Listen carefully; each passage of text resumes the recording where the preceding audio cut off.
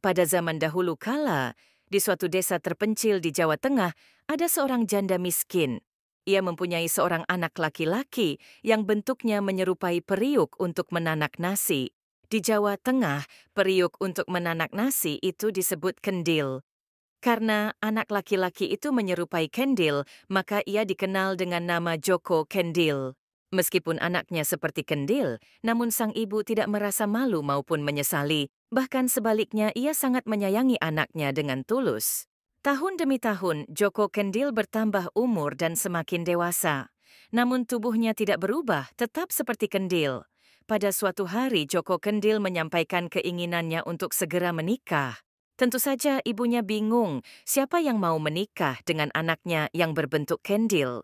Ibunya semakin bingung lagi ketika Joko Kendil menyatakan hanya mau menikah dengan putri raja. Apa keinginanmu tidak keliru, anakku? Engkau anak orang miskin, bentuk tubuhmu seperti kendil, mana mungkin putri raja mau menikah denganmu? Kata ibunya. Tapi Joko Kendil tetap mendesak untuk segera melamarkan putri raja untuknya. Akhirnya pada hari yang ditentukan Joko Kendil dan ibunya menghadap raja. Sang raja mempunyai 3 orang putri yang cantik jelita. Ibu Joko Kendil dengan hati-hati menyampaikan bahwa maksud kedatangannya adalah untuk melamar salah seorang putri raja. Sang raja sangat terkejut, tetapi dengan bijaksana, ia menanyakan jawabannya kepada ketiga putrinya itu. Putriku, Dewi Kantil, Dewi Mawar, dan Dewi Melati, adakah di antara kalian yang bersedia menerima lamaran Joko Kendil? Ujar sang raja. Ayahanda, saya tidak sudi menikah dengan anak desa yang miskin itu, jawab Dewi Kantil ketus. Saya pun tidak mau menikah dengan makhluk aneh itu. Saya hanya mau menikah dengan putra mahkota yang tampan dan kaya raya, jawab Dewi Mawar dengan nada sombong. Sang raja pun mengalihkan pandangannya kepada Dewi Melati. Ayahanda mohon restui saya. Lamarannya saya terima dengan sepenuh hati, jawab Dewi Melati.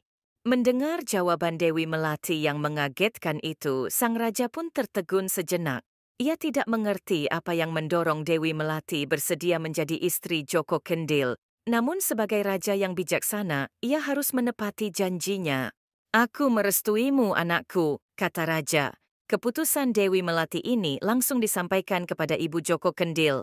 Akhirnya perkawinan Dewi Melati dan Joko Kendil pun dilangsungkan dengan meriah.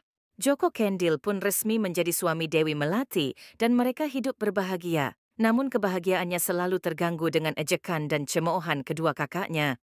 Lihat, suami Dewi Melati jalannya menggelinding seperti bola, kata Dewi Kantil yang sengaja bicara dengan keras agar terdengar oleh adiknya.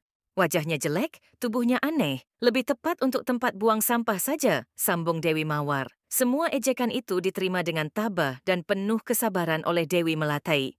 Pada suatu hari, raja mengadakan perlombaan ketangkasan dan keterampilan menggunakan senjata sambil berkuda. Seluruh keluarga kerajaan menyaksikan lomba itu. Akan tetapi, Joko Kendil tidak terlihat di arena perlombaan karena sakit. Dewi Melati pun duduk sendirian. Hore, hore! Teriak para penonton membahana saat melihat para panglima dan pangeran dari berbagai negeri memperlihatkan keahliannya. Di tengah-tengah kemeriahan lomba ketangkasan, tiba-tiba penonton terpesona melihat kedatangan seorang kesatria tampan dan gagah perkasa yang sedang memasuki arena. Ia mengenakan pakaian kerajaan yang gemerlapan dan naik kuda tunggangan yang gagah perkasa pula. Dewi Kantil dan Dewi Mawar langsung terpesona hatinya dan berusaha menarik perhatian pangeran itu. Mata mereka melirik Dewi Melati yang duduk termangu sendirian. Hanya kita yang pantas bersanding dengan pangeran tampan itu. Lihat, adik kita sedang termenung memikirkan kendil pujaannya, ejek Dewi Mawar sambil mencibir ke arah Dewi Melati. Karena tak tahan menerima ejekan kedua kakaknya, maka Dewi Melati pun meninggalkan arena perlombaan dan lari ke kamarnya. Ketika masuk kamar, Dewi Melati tidak melihat suaminya yang terbaring sakit, melainkan hanya melihat sebuah kendil yang kosong. Kendil ini yang membuatku selalu dihina, sehingga membuatku sedih. Lebih baik ku hancurkan saja. Teriak Dewi Melati sambil menghempaskan kendil itu ke lantai sampai hancur berkeping-keping. Seketika itu juga, tiba-tiba di hadapannya muncul seorang ksatria yang sangat tampan dan gagah perkasa, persis pangeran berkuda yang mempesona di arena lomba. Siapa kamu? Mengapa ada di kamarku? Tanya Dewi Melati terkejut.